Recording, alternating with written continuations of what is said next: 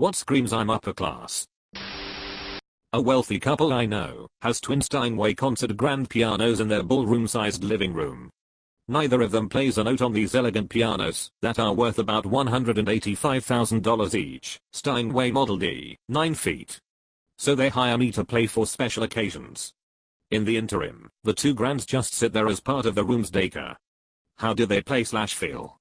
Are they really like the Bentleys of pianos? Any sense of luxury when playing it? From a pianist's point of view, they are luxurious and musically satisfying to play. The bass on the concert grands is rich and deep and balances to perfection against the silvery clear tones of the trebles. And yes, they're the Bentleys or Rolls-Royce of pianos. As a pianist, I sometimes feel as though I should be paying them for the privilege of playing such fine instruments instead of them hiring me, much like a chauffeur paying the owner for the experience of driving his Rolls. Curious, do they expect you to be dressed to the nines for these special occasions? Hope they pay $. Typically, I wear a dark suit with a white shirt and silk tie with a musical motif. They are very generous, usually including $500 cash in addition to the check covering the agreed to fee. I knew I should've played piano, and not the fucking bassoon.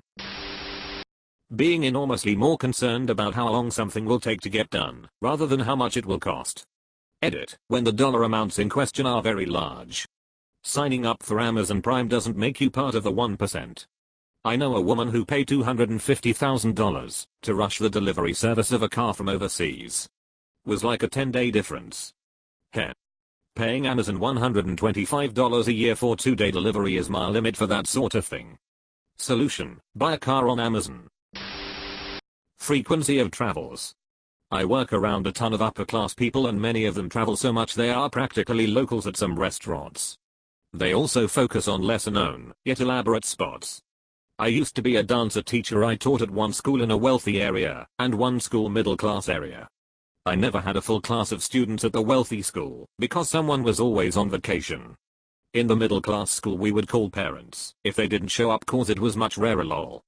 My husband is a teacher, and has a fairly wide variety of students. It always shocks him when wealthy parents write him an email that says something like we are taking a 10-day tour of Ecuador for May break, so Timmy is going to miss a test, a presentation, and 10 days of class. Can he be excused from those assignments? No, most kids can't just miss a random 5 to 10 days of class and stay current. My husband gets frustrated that the entire school is trying to get students to take school seriously, and then wealthy parents swoop in and say, oh, yes, school is the most important thing, but for my kid vacation is more important. What grade does he teach? Because I think the experience of traveling and exploring the world is more valuable than a week in, for example, 2nd grade. Just bring the homework on the trip. Knew a rich kid in college. Rumor has it, dude ended up owing hundreds of thousands of dollars to bookies for betting on NBA games. For that amount of money, the syndicates financing the bookies in my country go after you and your family to make sure you pay. Night before payday, dude went to his parents allegedly crying, telling them he had a problem. Parents were obviously concerned. Dude told them what happened, and parents breathed a sigh of relief. They thought he got a chick pregnant. They gave him the money to pay the bookie, relieved. They thought he got a chick pregnant says a lot. Well yeah, financial debt can go away with one check. A girl with your kid will cost you for 18 years. Longer. When you're that wealthy, you're concerned about heirs making claims. That's what a high intrigue stat is for. Live-in maid. Or their teenage kid has their own new sports car at 16. And he's a little prick. Asterisk HAS a little prick. Is a little prick with a little prick. People who treat fines as payments. Let's just park on the street. It's only $150. No, we can't park on the street. That's how much a ticket costs. Okay, but let's just do that. I don't want to walk. Punishable by fine just means legal for rich people. That is why some countries have fines, based on someone's income. Probably Scandinavian countries. Not Scandinavia, but Finland was mentioned below. To put this in numbers. 40 km/h over speed at 80 km/h zone landed businessman Jussi Salonajura €171 fine.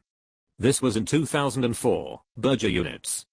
25 mph over speed in 50 miles per hour zone, $188 fine at current 2019 rate. Edit, words. Edit 2. Apparently the fine was reduced just to €100 after an appeal. He did however get the dubious honor of being listed in the Guinness World Records with a record of largest speeding fine in 2008. This was overtaken by a Swiss fine of $290 in 2010.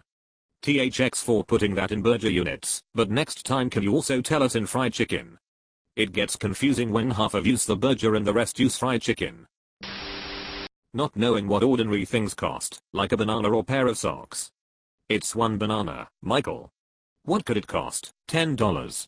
Here's some money, go see a Star War. My mom tells this story of being over at a family's house, where their dad had once been my dad's boss. It was the early 90s and the wife was opening Christmas cards. As she opened one, a check fell onto the floor. She picked it up and said John will be pleased, and put it on the fridge. It was for $20,000. Bruh, WTF, I could do so much with a gift of 20 grand, like, it would set my life back on track, and get me in school again. When you use vacation as a verb, as in, we vacation in St. Barths every winter. PFFT, mere upper middle class, at best. People who matter use the seasons as a verb, of course, we summer at the Cape and winter in Aspen. And if you have to ask which Cape, you're not fit to open their Grey Poppin'. And the truly bougie who spend all their time at Cape Cod don't say at or at the, they say, on Cape, like real weirdos. Calling themselves upper middle class and always trying to relate with middle class people. I understand working for a living. I worked summers at father's hedge fund.